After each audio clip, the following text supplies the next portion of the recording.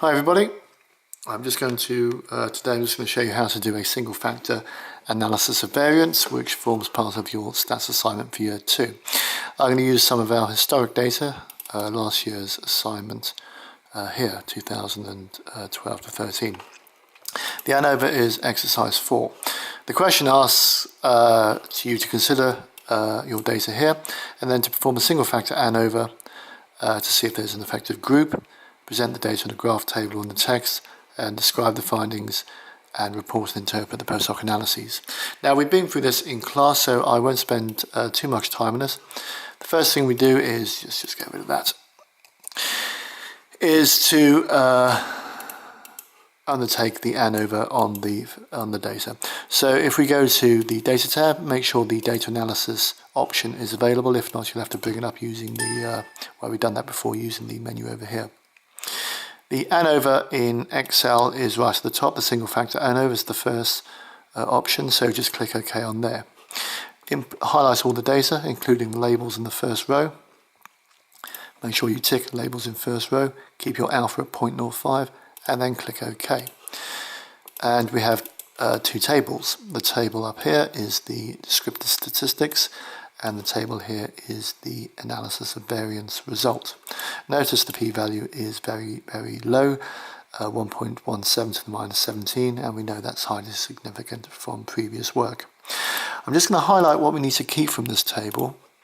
We need to remember the 2 degrees of freedom, the mean squared error, the f and the p-value. Okay, and I'm going to highlight this table, copy it, and put it into a Word document as a little sort of aid memoir. Okay, so I'm just going to paste it in here as a picture or a bitmap. And if you right click text wrapping, put in front of text, you can move it around. Okay, and what I'm going to do here is highlight this data and go to a new spreadsheet and just leave the averages in the group and the group names. So we have morning, afternoon and evening, and the reaction times, or the mean reaction times. And now I'm just going to make a graph by going to insert. I'll choose a column graph, and there we go.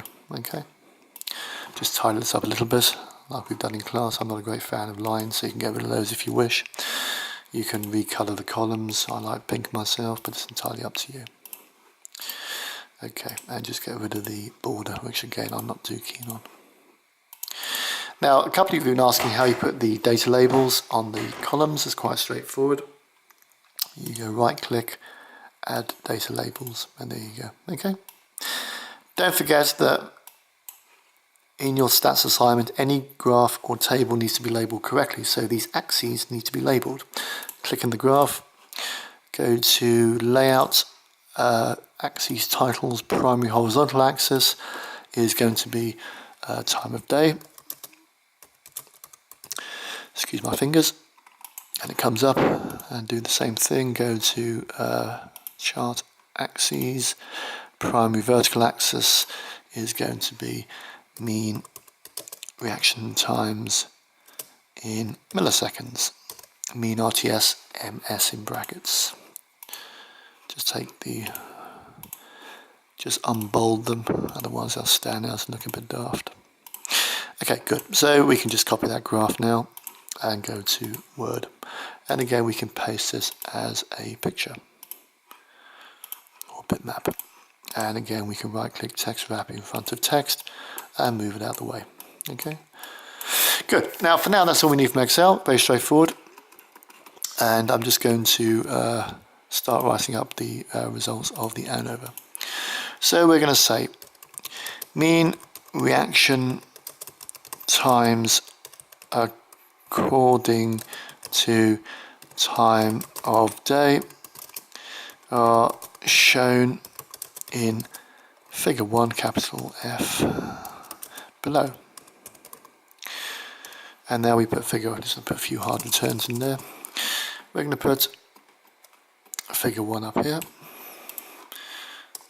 And we're going to put a title. Don't forget, for figures, the title goes below the figure. So here we go, figure 1. Mean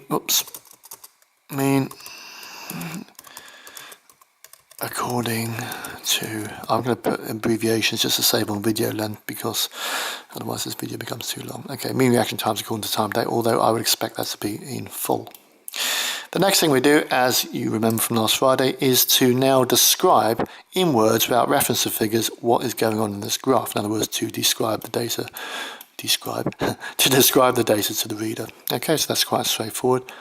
We'll say something like, as figure 1 shows, reaction times are quicker in the morning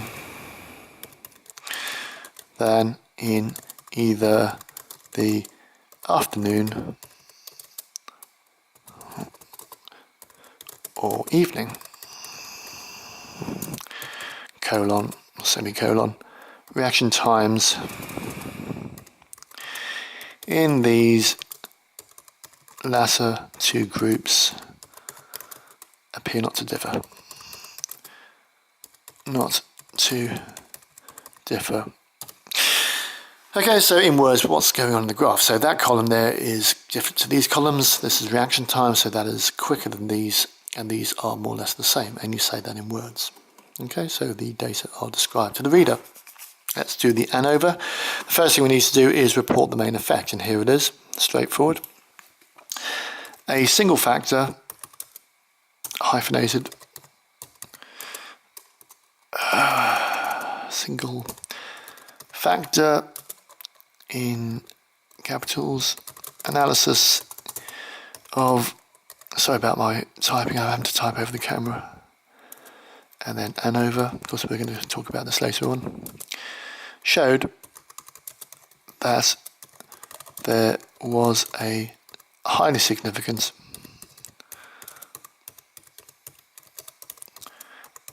effect of time of day.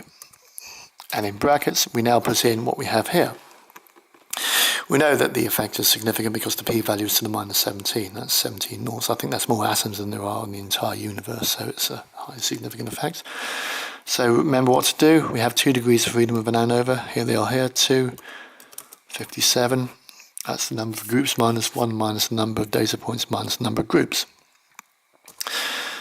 Equals, and the F value is here, 83.42, 83.42, MSE is here, MSE equals, it's such a big number you can just put in one number, you have to decimalize it, 3479, comma, P is less than 0.0001.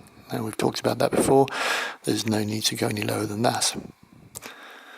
Okay, how are we doing for time? That's fine. So a single factor ANOVA showed that there was a highly significant effect of time of day. F257, 83.42 MSE. Don't forget MSE is by convention subscripted. If I can find my subscript, there we go. Okay, and it all comes from the table, and we can delete that and get rid of that table now. What we need to do now, after the main effect, is the post hoc comparison. So if we go back to our spreadsheet, that means, in plain English, comparing that group to that group, that group to that group, and then these 2 groups. We've already said there's an overall effect. In other words, the variance in amongst these 3 groups differs significantly from chance. We talked about that in class. Now we need to do the specific comparisons to find out where those differences lie. Well, let's do that now, shall we? So if we go to our data connection, so our data tab, and go to the data analysis dialog box, because these are different groups, in other words, different participants in each group, we use a t-test for 2 samples assuming equal variances. Now, if this was SPSS, we'd have a whole range of post hoc pairwise comparison tests, things like student Newman Calls, NSD, Tukey's, Boniferini, what have you. But we don't have SPSS at home, so we're going to use Excel. There is no reason why we shouldn't use Excel, but there's just one proviso which I'll point out now. So we assume equal variances for a 2-sample t-test.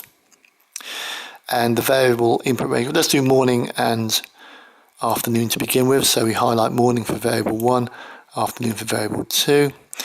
And the hypothesized mean difference is 0 because we're testing the group 1 equals group 2. In other words, we're testing the null hypothesis. The labels are in the first row. And we're going to bump our alpha level down to 1.01. We've talked about this. And alpha, a p-value of 0.01 means the likelihood of type 1 error is 1 in 100. And that's good enough for me. I mean, we could go 0.01. I've made the data up, so you could actually do 0.01, but we'll keep it at 0.001, but we'll keep it at 0.01. So we've highlighted our two data ranges, stating the hypothesized mean difference is 0, tick the labels box, and also the alpha p level, and click OK. Okay, let's just quickly go through this. We're obviously talking about a two-tailed test. There's no specific predictions here, and the p-level is to the -13.